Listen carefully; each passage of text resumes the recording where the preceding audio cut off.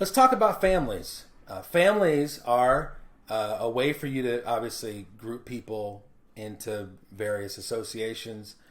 Families, the way the families module works is you can create as many families for a person as you want. Say, for example, a person is a father in one family, but he's also a son in another family. And so you can do that by adding those families that are in your church and attaching that record to those different families without having to go in and create new people in the system. And so there's a few ways to generate a family. Of course, when you upload your records, you can create a family from the upload process.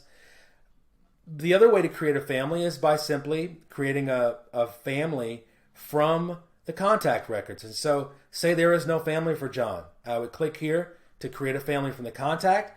It'll take his mailing address information. It'll take the basic information about him, and it'll create a family and put him in it. And it takes his last name, and this is now called the Cassian family because I clicked that quick button to create a family from the record. He also gets a family ID for him. You can lock that so it can't be edited, but this creates a family ID for him, and that family ID can be associated or used to pull up giving data, or when you're doing an import, maybe you want to add people during an import into that family. You can do so by adding this ID to those records in the spreadsheet. When you make an address change on a family, you can check this box to indicate that you want to update the data inside the contact record with that information for this person that you created. You can also add people to a group, to a family, by clicking here on the drop down and then typing in the name of the person. And it just pops them into the family. The one thing that you may want to do as you add people to a family is, let me save this record just real quickly here. The one thing you may want to do here is do associations. So for example, if I want John Cassian to be designated as the head of household or whatever, I would go in there and do that. And I save him. And now John is the head of household for that family. So yeah, just to point out also, when you go and create a family, now that family will show up in the contact record, and you can go in and click the family and view it with more detail there. It indicates that he's the head of household when you're viewing it. You can also, as I think I said before, you add these families to groups for different purposes.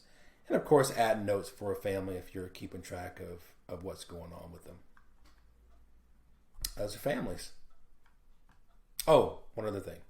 You can generate a directory for your families. Say you got all these families created, and you've created some families, and now you want to create a directory. And you want the order to be head of household first, spouse, child. Those are the things that I want to show up in the order of people when they do the family. So I'm going to go and hit continue. And now with that selected, I will now have a spreadsheet that shows me, actually it's not a spreadsheet, it's a PDF directory of all my families in the system. And it structures it to where it shows like the letter, it's alphabetized. So you'll see here, remember that Cassian family I created? Here's a Cassian family. Demo John is in it, Demo Church is in it, and it's showing the head of household first, and then Demo Church's email address. So this is a neat little handy way to have a directory of families when you're trying to interact with the information and maybe share it among leadership for the purposes of making phone calls or whatnot. Those are families.